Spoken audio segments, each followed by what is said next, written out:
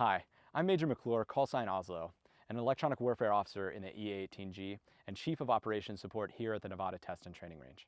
A core tenet of tactical operations is the find, fix, track, target, engage, assess process, also known as the F2T2EA kill chain.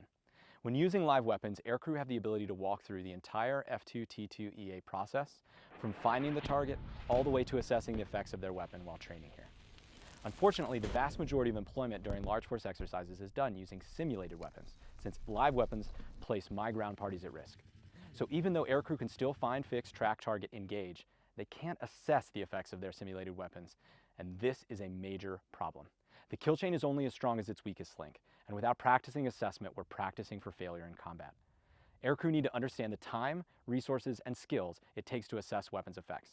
And if we don't do that at the NTTR, the Air Force is not equipping our future combat leaders to meet our pacing challenge. This is why we must have an assessment replication device. Enter the Weapon Impact Zone Assessment Replicator Device, also known as Wizard. Using a standard cargo pallet and commercial off-the-shelf technology, we can give aircrew critical assessment training while using simulated weapons. The first generation of the Wizard system will include 2 high-velocity fans and commercial-grade smoke machines blowing a column of non-toxic smoke hundreds of feet in the air with no fire risk. Underneath the fans will be large LED lights in the IR and visible spectrum.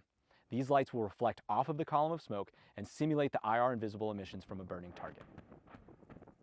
The Wizard devices can be combined to replicate weapons impacts on SAM systems with large effects or operate standalone to replicate smaller targets. The Wizards will be powered by a generator for long multi-hour missions and multiple uses.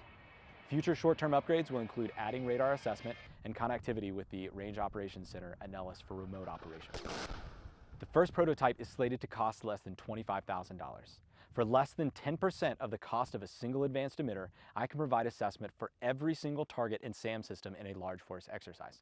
This is a low-cost, effective solution that greatly enhances the realism of our simulated training, which is why I'm asking for $2 million to develop and field this system. The money will allow me to build a team to adequately prototype and begin fielding this system for the entire NTTR. The leaders we train today are the ones who will be standing on the front lines to deter our adversaries in 2027. Help me prepare them.